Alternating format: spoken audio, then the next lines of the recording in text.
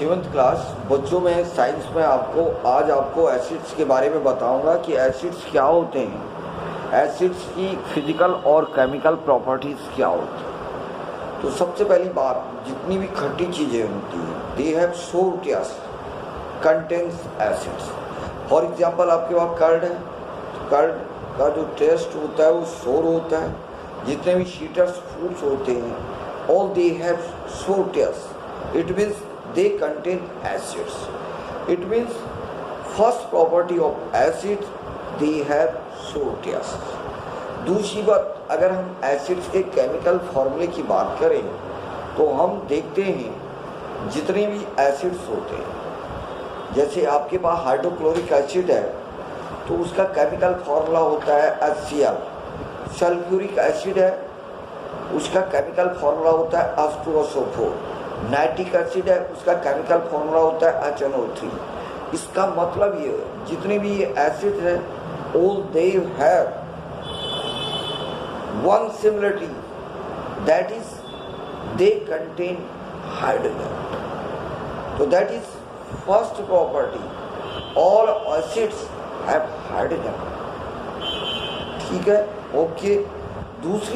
तीसरी प्रॉपर्टी की अगर हम बात करें कि अगर हम किसी भी एसिड्स का टेस्ट करें, उसमें अगर हम ब्लू लिटमस पेपर को डालें, ब्लू लिटमस पेपर एक एसिड को चेक करने वाला पेपर होता है, उसको डालें तो ब्लू कलर रेड कलर में चेंज होता है। It means acids change blue colour into red colour. तो जो एसिड्स होते हैं वो ब्लू कलर को रेड में चेंज करते हैं। तो इसका मतलब है all those substances have sour taste and change blue litmus into red color are called acids. All citrus fruits and curds and other materials have sour taste contains acid. For example, hydrochloric acid, sulphuric acid, nitric acids. अब हम बात करेंगे types of acids. Acid, there are two types of acid. Acid mainly दो type के होते हैं, एक होते हैं स्ट्रॉन्ग एसिड्स और एक होते हैं weak acids.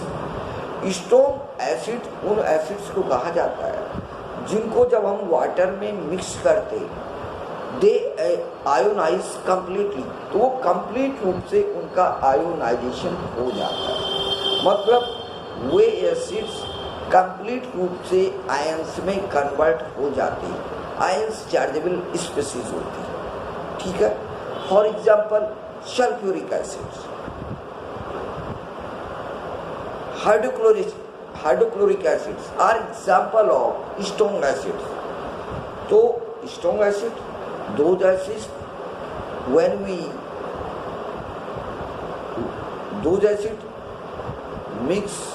are mixed with water and completely ionized are called strong acid. For example, hydrochloric acid and sulfuric acid. उसके बाद दूसरी चीज आती है वीक एसिड। तो वीक एसिड उन एसिड्स को कहते हैं जिनको हम वाटर के साथ जब मिक्स करते हैं तो वो एसिड कंप्लीट रूप से आयोनाइज नहीं होते। आयोनाइज का मतलब चार्जेबल स्पीशीज में नहीं बदलते। उस एसिड के कुछ न कुछ मॉलिक्यूल या पार्ट बच जाता है जिसका आयोनाइजेशन नहीं होता है। तो these acids are called weak acid. For example acetic acid CH3COH, इसका केमिकल फॉर्मूला होता है। फॉर्मिक एसिड, फॉर्मिक एसिड भी आपका जो है वीक एसिड होता है। ठीक है, और जो अधिकांश जो ऑर्गेनिक एसिड्स, ऑर्गेनिक मतलब जो प्लांट और एनिमल्स मिलते हैं, दीज आर जनरली वीक। वो जनरली क्या होते हैं, वीक होते हैं। और जो मिनरल एसिड्स होते हैं मतलब जिनको मैन्युफैक्चर किया जाता है, ठीक है, दीज आर स्ट्रॉन्ग एसिड्स। तो strong acid and weak acids are okay. Now we will discuss about physical properties of acid. So first physical properties of acids, all acids have So test. Second, all acids change blue litmus into red. All acids contain hydrogen.